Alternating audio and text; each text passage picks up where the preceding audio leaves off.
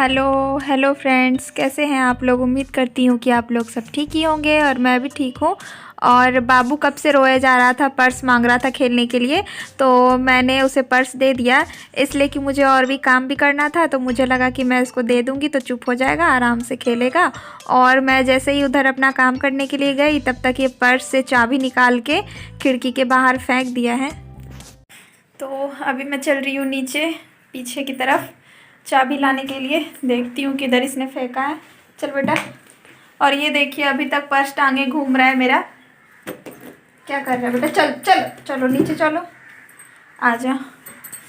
तो चलते हैं अब इसको लेके, क्योंकि इसको अकेले ऊपर छोड़ना भी सही नहीं है। हाँ बेटा है। तो चलते हैं अभी। और मैं बाबू को साथ में ही लेके जा रही हूँ गोद में, क्योंकि पिछली बार मैं जब आप लोगों को बताई थी कि मैं दूध लेने नीचे आई थी और बाबू गेट अंदर से लॉक कर लिया था, जिस वजह से डर से मैंने इसको साथ में लेके इस बार आई हूँ। तो ये देखिए ये गेट लॉक था, तो अंकल ने गेट खोल दिया है। तो ये नीचे ही रहते हैं। और उसके बाद मैं इसको यहाँ पे अभी चेयर पे बिठा दूँगी, क्योंकि फिर उधर लेके जाऊंगी तो मैं फिर चाबी नहीं ढूंढ पाऊंगी। तो इसलिए देखिए मैंने इसको चेयर पे बिठा दिया है और अंकल को बोल दिया है इसको देखने को, तो वो भी इसको देख रहे हैं। और मैं जा रही हूँ चाबी लाने। तो मुझे तो बहुत डर भी लग रहा था इधर जाने में, क्योंकि बहुत घास फूस है, मतलब पैर रखने में बहुत ही ज़्यादा डर लग रहा था। सोच सोच के मैं पैर रख रही थी। और ये देखिए जैसे ही मैं इधर आई हूँ पीछे की तरफ, तो कितना इधर जंगल झाड़ी सा बना हुआ है। मुझे बहुत ही ज़्यादा डर लग रहा था कि मैं जाऊँ या ना जाऊँ, चाबी लूँ या ना लूँ, छोड़ दूँ क्या, किसी और से निकलवा लूँगी। फिर मैंने सोचा कि किसी और से क्यों निकलवाऊँगी, उसको भी तो डर लगेगा। तो फिर जब मैं आ ही गई हूँ तो मैं ही निकाल लेती हूँ। उसके बाद मैं कैसे निकालूँ समझ में नहीं आ रहा था। और ये देखिए ऊपर से यहीं से इसने चाबी नीचे फेंका है, तो कैसे हाथ डालूं कैसे जाऊं समझ नहीं आ रहा था। तो फिर मुझे ये लकड़ी दिखी, और ये जो बांस होता है ना, तो ये वही बांस की लकड़ी है और यही मुझे मिल गया। तो फिर मैंने सोचा चलो इसी से ढूंढते हैं।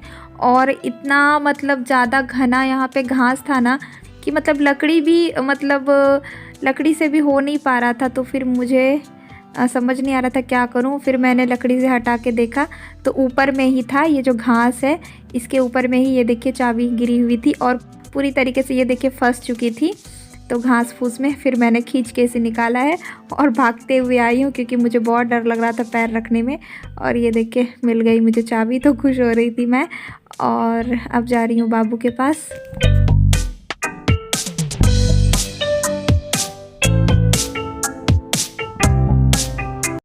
अब दोबारा फेंकेगा ना, तुमको फेंक देंगे। बहुत मारेगा। हाँ तेरा बाल भी काट देगा सर। हाँ जब हम जाएगा वो। ठीक है चलो। तो अभी मैं बस नीचे से आ ही रही हूँ और आते ही मैंने हैंड वॉश किया है और पैर हाथ अच्छे से धो के, उसके बाद ये देखिए सबसे पहले मैंने खिड़की लगाई है, क्योंकि कुछ और ना फेंक देंगे। तो नीचे जाने के बाद इतना डर लग रहा था ना, इतना घास है, इतना छोटे छोटे पौधे हैं कि इतना जंगल जैसा हो गया, झाड़ी जैसा। इतना डर लग रहा था पैर रखने में। एक होता है ना फूंक फूंक के पैर रखना, तो वही मैं कर रही थी नीचे। अभी बहुत डर लग रहा था, डरते डरते मैं लेके आई हूँ। उसके बाद फिर मैंने दूध गर्म किया है और ये देखिए बस इतना सा ही दूध रह गया था।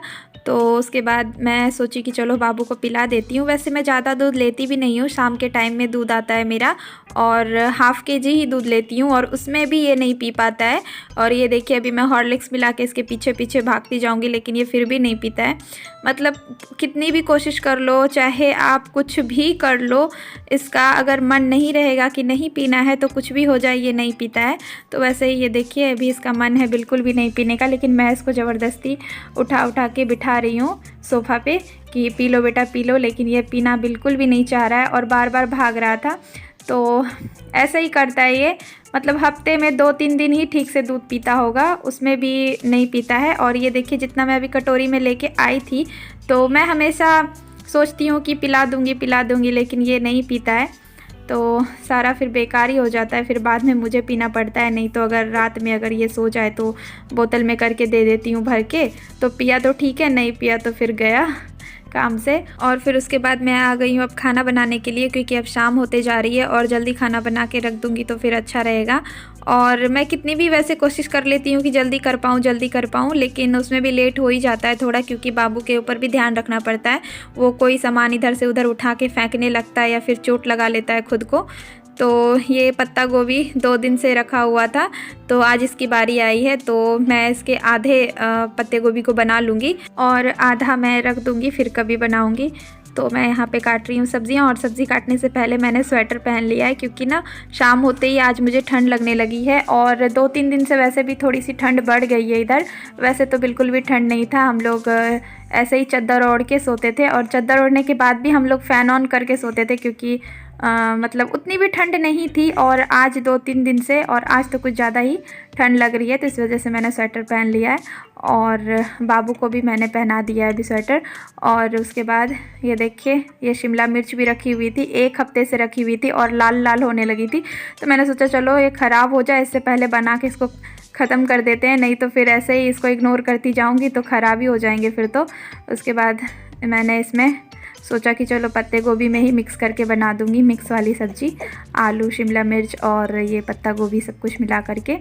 तो यहाँ पे मैंने अच्छे से काट पीट लिया है सबको, और अच्छे से धो के रख दिया है मैंने सारी सब्जियों को।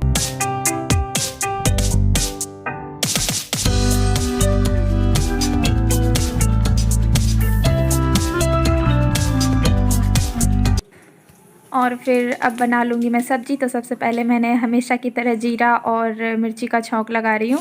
तो उसके बाद मैंने यहाँ पे छौंक लगा दिया है, और अब मैं डाल दूँगी इसमें प्याज, और प्याज भुनने के बाद डाल दूँगी धोई हुई सब्ज़ियाँ। तो और मुझे आप लोगों से कुछ बात करनी थी कि कई दिनों से एक कमेंट आ रहा है मुझे, मतलब कि कोई लोग पूछते हैं कि दी आप कहाँ से हो, कहाँ रहती हो, ऐसा करके कुछ कमेंट्स आए हैं। तो मैं आप लोगों को बता दूं कि मैं वेस्ट बंगाल में रहती हूँ। तो ये खड़गपुर है इस जगह का नाम। और जो मतलब वेस्ट बंगाल जानते हैं तो वो खड़गपुर को भी अच्छे से जानते होंगे, क्योंकि वैसे भी यहाँ जो कॉलेज है खड़गपुर कॉलेज, तो इस वजह से भी यहाँ ये जगह फेमस है। और खड़गपुर स्टेशन के वजह से भी ये जगह बहुत फेमस है, क्योंकि एक टाइम में, मतलब अभी भी है या नहीं है मैं उतने अच्छे से कंफर्म नहीं हूँ, लेकिन एक टाइम में यहाँ का जो स्टेशन है वो पूरे विश्व का सबसे बड़ा स्टेशन हुआ करता था। तो वैसे भी खड़गपुर को सब लोग अच्छे से जानते हैं, और जो लोग नहीं जानते हैं तो वो अभी जान गए होंगे। और उसके बाद मैंने यहाँ पे सब्जियों को छौंक दिया है, और अब मैं डाल दूँगी इसमें मसाले। और अब तो आप लोगों को पता चल ही चुका होगा कि मैं कहाँ रहती हूँ। तो वैसे मैं जो पहले रहती थी जहाँ पे, वहाँ मेरा अपना घर था। तो मैं पहले झारखंड में रहती थी, दुमका में। और मेरा 2 जगह घर है अपना, एक पटना में घर है और एक झारखंड में अपना घर है दुमका में। तो जब मन होता है तब हम लोग पटना भी जाते हैं ऐसे ही, वैसे वहाँ कभी रहते नहीं थे। और हमेशा से ही हम लोग दुमका में रहे हैं झारखंड में, और पटना वाला घर में बाकी सब लोग रहते हैं हमारे परिवार वाले। और दुमका वाला घर में मैं और मेरे हस्बैंड और मेरा बेटा, बस यही तीनों शुरू से रहे हैं, और वहाँ पे कोई नहीं रहता है। और अभी जो मैं यहाँ खड़गपुर में रह रही हूँ, तो यहाँ पे कुछ महीने पहले ही मेरे हस्बैंड का ट्रांसफ़र हुआ है, तो जिस वजह से मुझे यहाँ रहना पड़ रहा है। और परिवार से दूर रह के परदेश में एक अपना छोटा सा दुनिया बसाना, छोटा सा घर, मतलब सब कुछ मैनेज करना होता है। और पहले शुरुआत में तो थोड़ी बहुत मुश्किल भी आती है, लेकिन सब मैनेज हो जाता है। और यही है मेरा छोटा सा दुनिया, यहीं पे मैंने परदेश में रह के अपना घर बसाया है। इसको परदेश ही तो कहेंगे, अपना घर छोड़ के, अपना राज्य छोड़ के दूसरे जगह रहना। और उसके बाद यहाँ पे मैंने आटा लगा लिया है। तो आटा मैं आज रोटी का नहीं लगाई हूँ, आज मैंने पूड़ी का आटा लगाया है, क्योंकि आज मन था पूड़ी बनाने का। और पूड़ी बने हुए भी 1-1.5 महीने हो ही गए हैं, 1.5 महीने से भी ज़्यादा हो गए हैं, 2-2.5 महीने हो चुके होंगे शायद। क्योंकि मुझे जहाँ तक याद है कि मैंने टिम के बर्थडे पर ही घर पे पूड़ी बनाई थी, उसके बाद तो मैंने कभी पूड़ी बनाई ही नहीं है। और बहुत दिनों के बाद मन कराया कि चलो आज पूड़ी बनाते हैं, रोटी खा के तो मन उब गया है। तो यहाँ पे मेरी सब्ज़ी भी बन के रेडी हो चुकी है, और सब्ज़ी में मैंने बाद में थोड़ा सा पानी भी ऐड कर दिया था। और उसके बाद यहाँ पे मैंने 1/2 kg का ये रिफ़ाइंड ऑयल डाला है, और इसको गर्म करने के बाद मैं फटाफट से तल लूँगी पूरियाँ।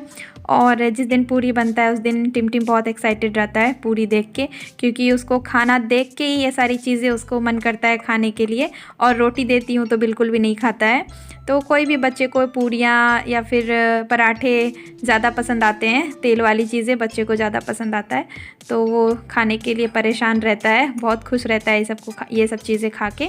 और रोटी और सूखी सूखी रोटी या फिर चावल दे दो तो उससे खाया नहीं जाता है। तो ये देखिए मेरी पूरियाँ भी बन चुकी है अब।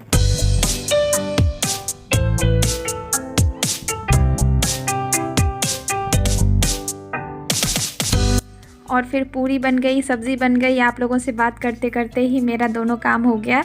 और उसके बाद मैं यहाँ पे बना रही हूँ रायता। तो यहाँ पे मैंने छौंक भी लगा दिया है रायते में। और यहाँ पे आप देख रहे होगे कि मेरा रायता जो होता है वो काफ़ी पतला सा होता है, थिक नहीं होता है, क्योंकि मुझे बहुत थिक रायता पसंद नहीं है, थोड़ा पतला हो तो ही मुझे अच्छा लगता है। तो यहाँ पे देखिए मेरा खाना लग गया है, रायता सब्ज़ी पूरी। तो आ जाइए आप लोग भी खाने। और खाना पीना खाने के बाद अब मैं आ गई हूँ बर्तन धोने के लिए, क्योंकि रात के कुछ बर्तन हो गए थे और थोड़े से दोपहर के भी बर्तन हो गए थे। तो दोनों बर्तन मिलके बहुत सारा बर्तन हो गया था धोने के लिए। तो वही यहाँ पे मैं सबको इकट्ठे धो रही हूँ। और धो के फिर गैस वैस मैंने पोंछ दिया था और अच्छे से मैंने टेबल को भी साफ़ कर दिया था।